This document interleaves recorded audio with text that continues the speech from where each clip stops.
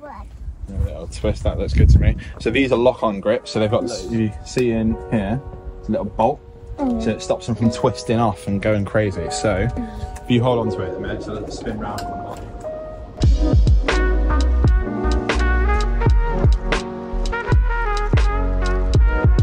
Alright then, so today is a little bit of a special episode because I'm building a special kind of bike. And when I say a special kind of bike, I got the very rare chance of building my nephew a bike. And I'm not gonna lie, as soon as my wife suggested it would be a good idea to do, I've not got that excited about building a bike in some time. Now, my nephew came to visit us the other week. He stayed with us, came up from Somerset. We did some London-y things, went and spent lots of money in the Lego store, and then the following week, me and my son went and bought more Lego. But whilst he was staying, a friend of mine actually came over to drop off some bits, which that will come up in the future. They're very, very cool. And he actually tried my my parts bin build that we did a couple of days ago, or a couple of videos ago, or the last video actually, the Hugger Bugger, and he did this review. Did the saddle go down? Yeah, oh, it's twisted. My fat ass in it. Oh. 5-second review. It's one of the best things already. So much fun. Oh. Yep, best thing he's ever ridden. If you want to see that video, I'll link it here. It's linked in the description. But it was my fastest growing video to date. You guys loved it. The bike will be coming back in the channel because you might have heard him mention the fact that as he was wheeling, the seat went down. I'm having issues with the sizing. It's a long story. We'll talk about it in the future, but I think I've sorted it now. But it's coming back. I've got some tweaks I want to do on it, and you're going to want to see that. So make sure you subscribe to the channel as well. But after he dropped off some bits and pieces and I was messing about in the shed, that's when my wife suggested, have you got a bike that you could give your nephew? And I was like, yes. I should probably say actually, shout out Juice Lubes. I've just got a restock of some bits and pieces and they sent me some new swag. This is one of the brightest t-shirts I own now, and I actually quite like it. It's nice not wearing black for a change, so that's that. Anyway, let's go and build a very cool bike. So, job number one was finding a suitable frame.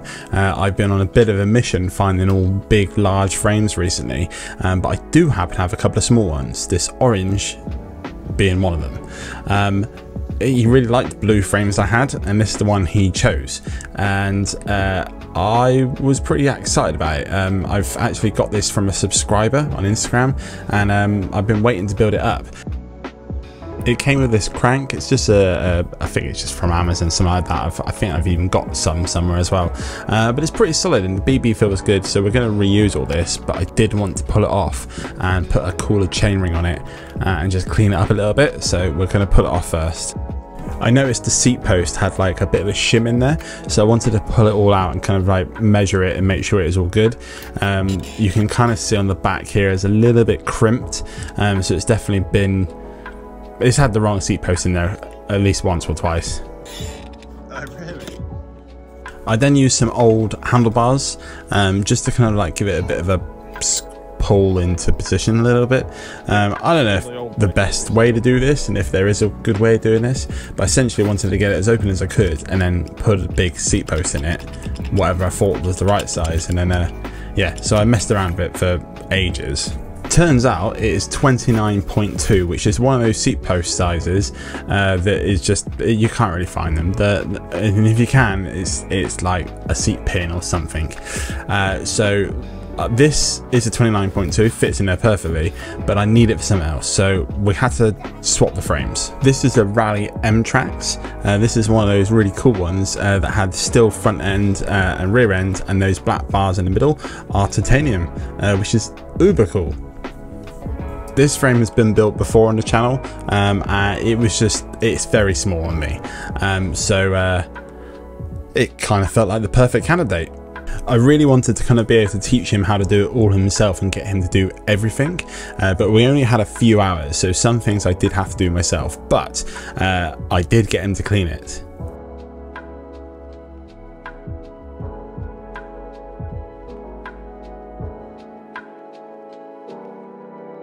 I did clean the fork, by the way. I didn't like just let him do everything. I did the fork. The headset in here is fine. It's not had many miles put on it, but I couldn't for the life of me remember where the rest of the bits were, and I thought I could spend hours looking for it, or I could just take it off for now and put something cooler on there instead.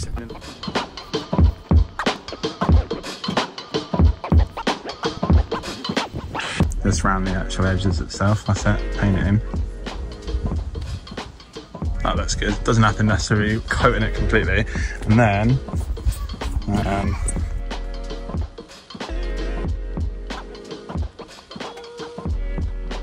I let him go through my part bins to see if there was anything in particular he liked, and he found this spank stem that he really liked the look of, and then also the orange spacers.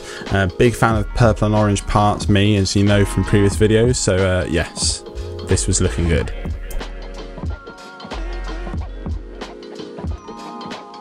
I've recently taken some bikes apart for building other new ones, that is, and the crankset that was on the Ultimate Commuter, he really liked that because of the purple chainring and stuff, so I wanted to see if I could get this BB to fit, but the axle length on the Ultimate Commuter build was too long, so it didn't fit here, unfortunately.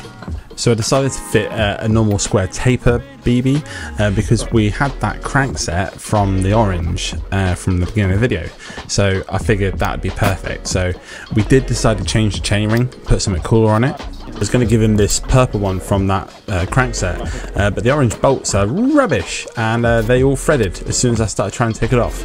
So luckily in the parts bin there was a blue chainring that he really liked the look of, so we decided to go for that.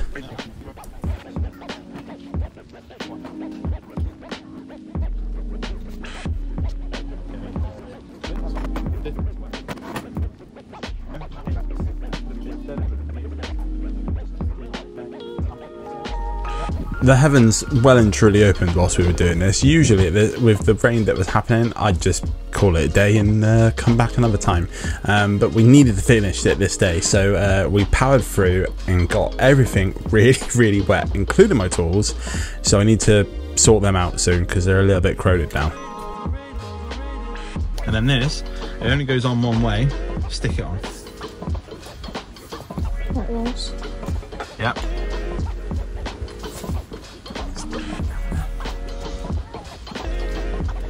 Square, so it's lining it up is the tricky part.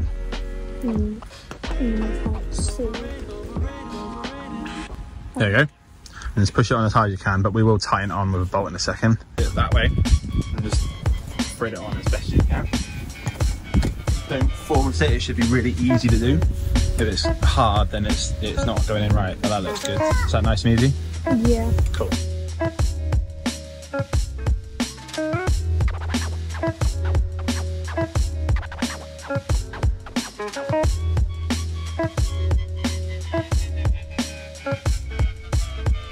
So these Easterns I actually had a while ago now. I can't remember exactly the first time I used them. It might have been the Ultimate Commuter.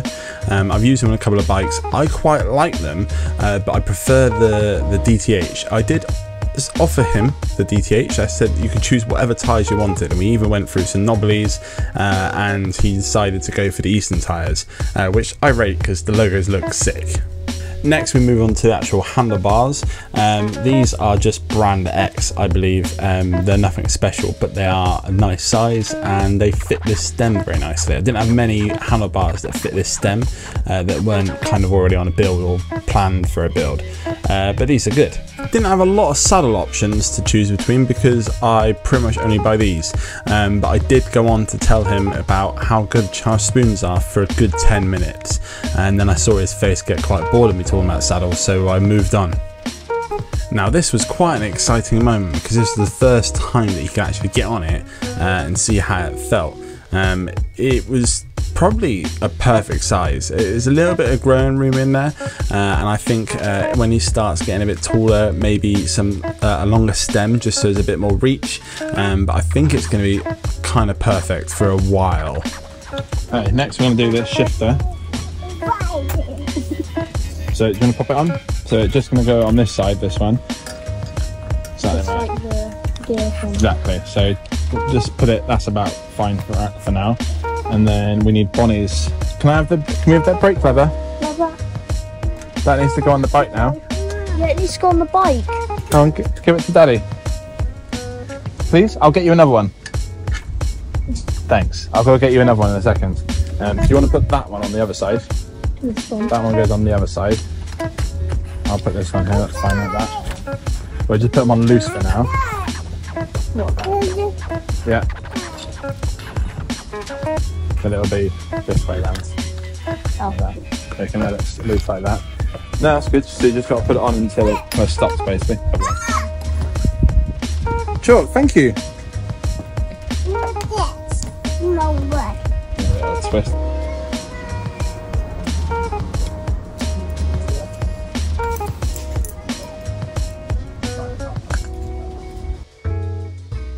You know, this Uber Bright t-shirt that I've been wearing, it kind of reminds me of something special. I've only gone and restocked the spray.bike stickers. So I've actually got 3 new colours. We're going this pastely pink, a pastely green, which is like completely by accident, by the way. Very kind of on point with this pastel tie-dye shirt.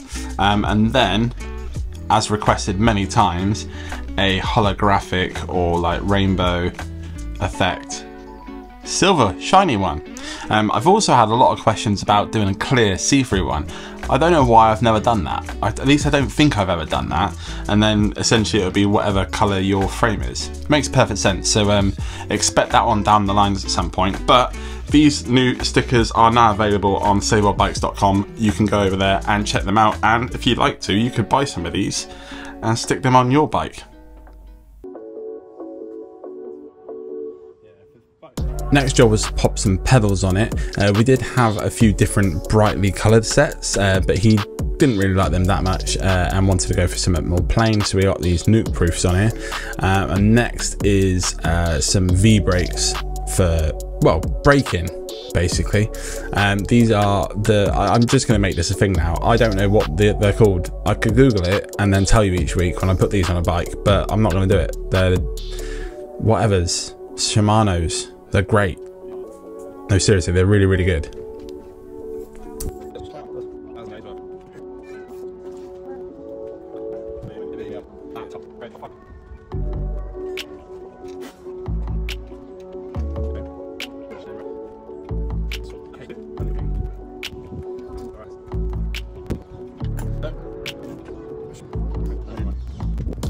We did stop to have some dinner, and I kind of did a few bits in between. I've cabled up the V-brakes and popped these little Zito cable ends on there. A bit of extra purple on there, but also they're just awesome. And then to my surprise, he found some spokey dokes in my toolbox, and when I told him what they did and what they were, he thought they were cool, and we put them on. I didn't think people would still think spokey dokes were cool, but apparently they are still cool, which is great because he's put them on the wheels and I think they're cool. Now for the chain, he saw a rainbow chain like this on one of my other bikes that was a bit knackered and a bit worn out. I remembered I had this upstairs. This is an 8-speed setup. In theory this will work, and well, it does work. The main issue with it is the fact that it's just not going to perform amazingly under pressure, but this bike is just a cool bike. It's designed to look cool, ride cool. He's not doing any like massive insane rides on it. It's just gonna be riding around the block, riding out with his mates to the woods and whatever he might be doing, so it should be fine. And we adjusted it several times to try and get it as perfect as I could, and it shifts fine, but it's just over time it might wear out pretty quickly and we might need to put a new chain on it, but it looks cool, so we went for it.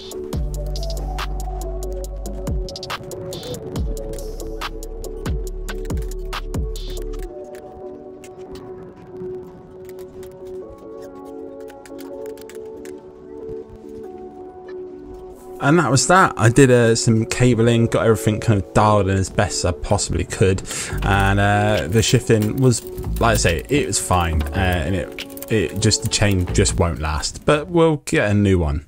Anyway, we should go look at it really.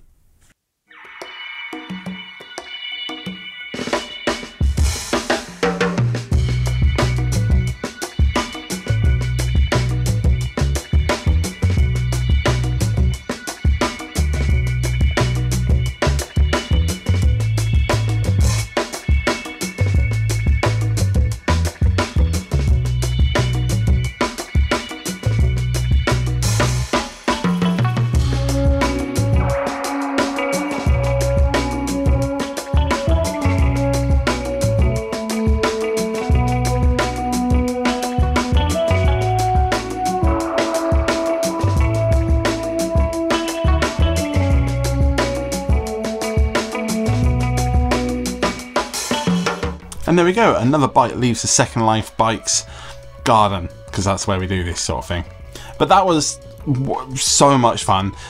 Thank you to Jamie for letting me build your bike, and I'm glad, and I hope you, at least hope you had a good time, because it was a lot of fun creating a bike for someone else. I don't often do that. A lot of the bikes I build are either kind of like directly exactly how I want it, or kind of how I imagine you guys want it, but only if it's something that I approve and want myself anyway.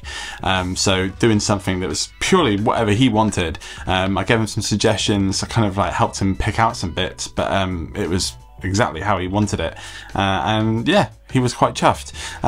I also, people often ask me what happens to all those e-bikes that I review and stuff. Well, my sister's partner needed a bike as well, so I sent him back this. I kind of sent it for my own comedy values, to be honest, but it's sick, it's a cool bike, and he's been riding it and using it to get to work and stuff. So you know, it's a little bit of a joke, kind of funny sending that bike back, but also it's good and he gets around on it, so win-win. Now, I imagine some of you are wondering, hang on a minute, on Instagram you've been talking about the Scott Impulse and the fact that that was the build video we were going to get. Well, it is finished, and I've ridden it tiny bit, but I'm still messing with it. There's a couple of things I wanted to do, and there's a couple of things that I wasn't sure about, but I now know what I'm going to do with it. So it wasn't quite ready. My friend Sean from earlier on in the video, he actually has just moved to Australia. Potentially today when I'm filming this. I should probably text him, but he did get a chance to ride it, and there's a little clip of him doing another wheelie, I imagine, here, and he said it was possibly one of the best things I've ever built, even though he also said the other one was one of the best things. He likes my bikes very much, so that's quite nice. But that video will be coming next week, because the thing that I wasn't sure about and I wanted to play with, I've got something now. You'll see it. So if you do want to see the Scott Impulse build, do subscribe to the channel, which is a little button here, and if you can't wait until next week's video, there's another build video there, which is a particularly good one.